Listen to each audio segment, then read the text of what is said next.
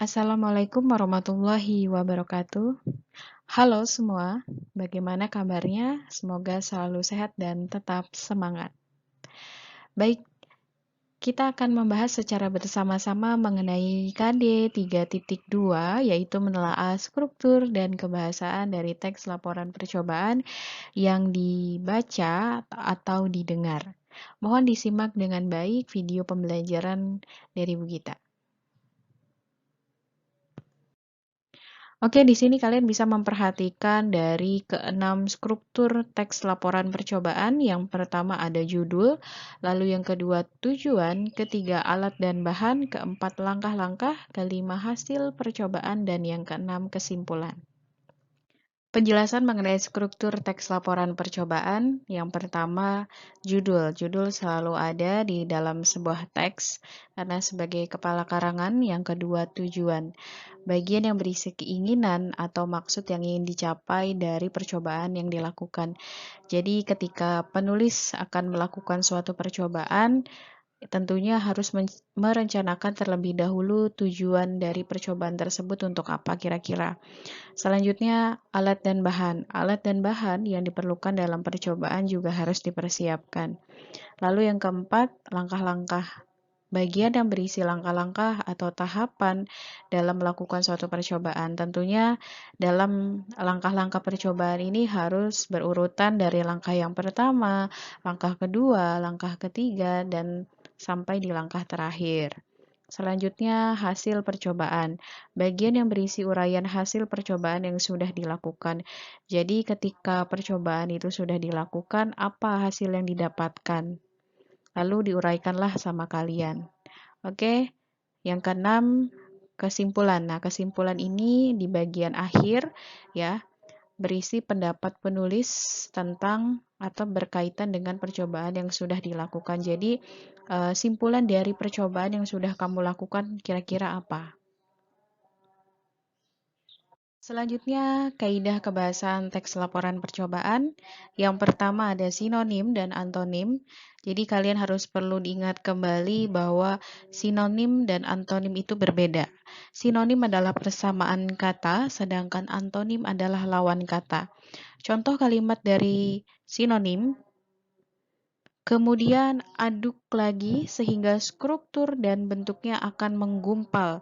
Kata struktur dan bentuknya ini sebagai contoh dari sinonim karena memiliki persamaan kata. Ya, contohnya seperti baju dan pakaian itu kan persamaan kata. Selanjutnya, contoh kalimat antonim. Masukkan ke dalam freezer 5-10 menit, kemudian keluarkan setelah 5-10 menit. Kata masukkan dan keluarkan sebagai contoh dari lawan kata masuk keluar, gitu ya.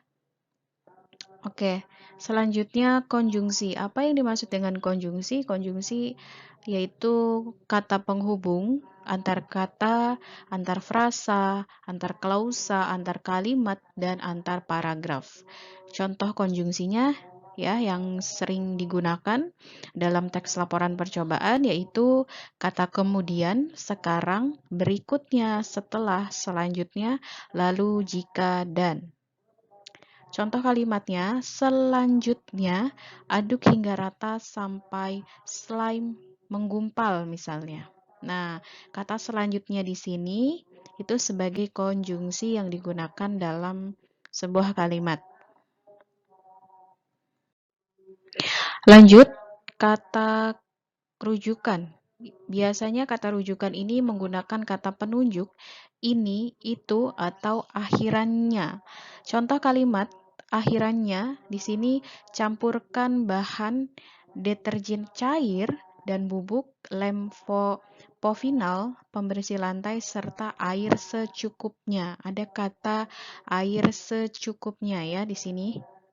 Bisa kita perhatikan semuanya ada kata nya ya, memiliki akhirannya. Oke, selanjutnya kata perintah atau imperatif. Nah, kalimat yang mengandung makna memerintah atau meminta seseorang untuk melakukan suatu hal yang diinginkan penutur atau penulisnya.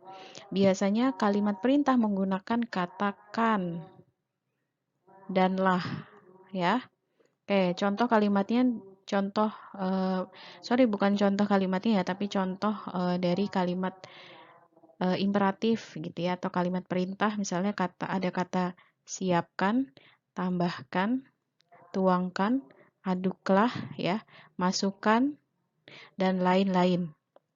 Contoh kalimatnya di sini sudah terlihat ya, campurkan ya, bahan deterjen cair dan bubuk gitu ya. Lalu ada pembersih lantai serta air secukupnya. Oke, seperti itu ya untuk kalimat imperatif.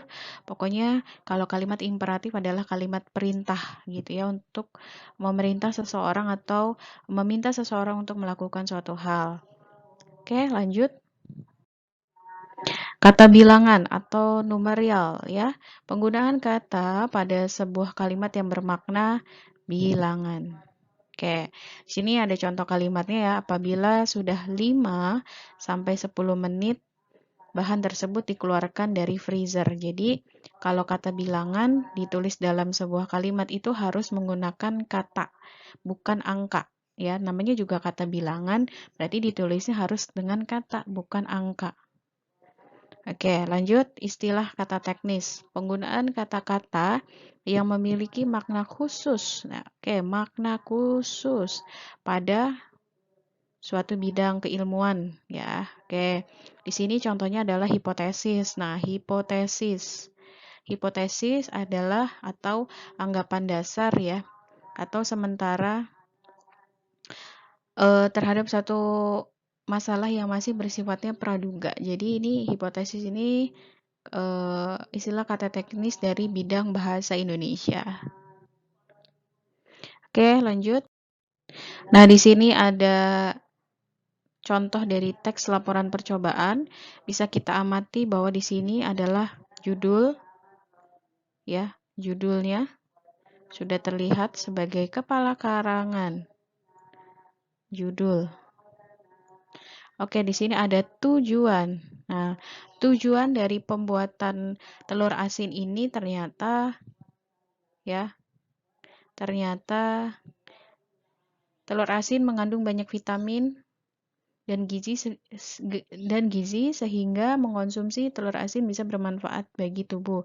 Telur asin bisa dibuat dengan cara tradisional dan sangat mudah karena alat dan bahannya sangat sederhana. Jadi intinya ketika kita akan melakukan suatu percobaan, kita harus merencanakan terlebih dahulu tujuannya untuk apa kira-kira.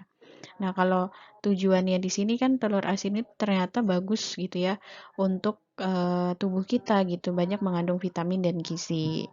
Terus juga ketika kita membuat telur asin itu ternyata sangat mudah gitu ya, bahannya juga dan alatnya juga sangat sederhana. Oke, di sini ada alat dan bahan ya yang harus dipersiapkan mulai dari telur bebek, abu gosok, tanah liat, garam, dan amplas. Oke, lanjut. Nah, di sini ada langkah-langkah ya. Nah, biasanya kalau di langkah-langkah itu nanti kita akan bisa menganalisis kaidah kebahasaan yang digunakan apa kira-kira. Nah, di sini kita perhatikan ya. Contoh ya, langkah yang pertama, cuci telur bebek hingga bersih. Kemudian amplas kulit telur sampai tipis. Nah, di sini kan pasti ada konjungsi ya. Nah, ini adalah konjungsi nih. Menggunakan kata kemudian. Terus di langkah yang kedua, campurkan abu gosok, tanah liat, dan garam hingga merata nih. Ada kata campurkan. Apa tadi? Kata campurkan. Iya, betul. Kalimat imperatif. Lalu di sini juga menggunakan konjungsi lagi. Konjungsi apa? Konjungsi dan ya. Oke, di langkah yang ketiga, lapisi telur yang sudah diamplas menggunakan bahan campuran tadi. Kira-kira ada nggak menggunakan kaidah kebahasaan? Tidak ada ya. Berarti kita lanjutkan di langkah yang keempat. Ya, diamkan telur pada suhu ruang hingga 20 hari atau 3 minggu. Berarti di sini masih menggunakan kalimat imperatif. Ya, di sini juga nih. Ini kata bilangan harusnya ya. Harusnya ditulis 20 gitu ya, bukan angka. 20 atau 3 minggu seperti itu ya. Oke, lanjut. Oke, kita ke hasil percobaan ya. Di sini ada hasil percobaan dari membuat telur asin. Nah, kita perhatikan ketika kita melakukan suatu percobaan ya, melalui tahapan-tahapan dari langkah yang pertama sampai yang terakhir, ternyata menghasilkan telur asin yang sangat sempurna dan lezat gitu ya. Jadi dari proses tadi proses pembuatannya ya, dari proses pembuatannya itu akan menghasilkan hasil percobaan yaitu menghasilkan telur asin yang sempurna dan lezat. Nah, ternyata telur asin ini juga sangat cocok untuk dikonsumsi bersama nasi putih. Nah, telur asin ini ya membuat varian konsumsi telur bebek jadi lebih banyak dan tidak begitu amis. Jadi bisa divariasikan, ternyata telur bebek itu bisa jadi telur asin juga. Seperti itu untuk hasil percobaan. Nah, selanjutnya yang terakhir adalah kesimpulan. Nah, ini adalah bagian akhir. Nah, berarti kalian tugasnya adalah untuk memberikan pendapat kalian dari hasil percobaan yang sudah kalian lakukan. Nah, di sini kesimpulannya ya, pembuatan telur asin di atas menghasilkan kandungan gizi yang cukup lengkap dan cocok dikonsumsi oleh segala usia. Namun, ya, bagi penderita darah tinggi tidak disarankan mengonsumsi telur asin karena kandungan garamnya yang sangat tinggi. Meskipun kandungan gizinya lengkap, tetapi telur asin tidak dianjurkan dikonsumsi dalam jumlah banyak. Nah, ini di bagian kesimpulan itu menurut pendapatnya si penulis atau si peneliti, ya, bahwa pembuatan telur asin tadi menghasilkan kandungan gizi yang cukup lengkap dan cocok dinikmati atau dikonsumsi oleh segala usia.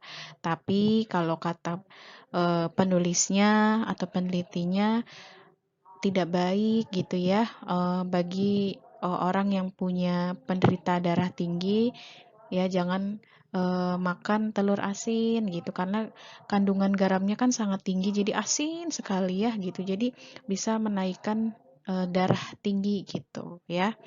Oke, meskipun kandungan gizinya tuh sangat lengkap, tetapi telur asin tidak dianjurkan dikonsumsi dalam jumlah yang banyak. Jadi, ya sesuaikan dengan porsi kita saja gitu ya. Oke, seperti itu untuk menelaah atau mengkaji baik dari struktur maupun kaidah kebahasaan teks laporan percobaan. Mudah-mudahan apa yang Bu Gita sampaikan bisa kalian pahami ya, bisa kalian bisa kalian pelajari juga di rumah, bisa kalian coba nanti di rumah, saya mau buat teks laporan misalnya, atau misalnya mau cari teks laporan di Google, silahkan kalian amati dulu, dibaca dulu ya, lalu kalian bisa sendiri nanti di rumah untuk mencoba menelaah atau mengkaji dari struktur maupun kaidahnya, kira-kira strukturnya sudah sesuai atau belum, atau kaidah kebahasaan yang digunakan apa saja di dalam sebuah teks tersebut, seperti itu ya.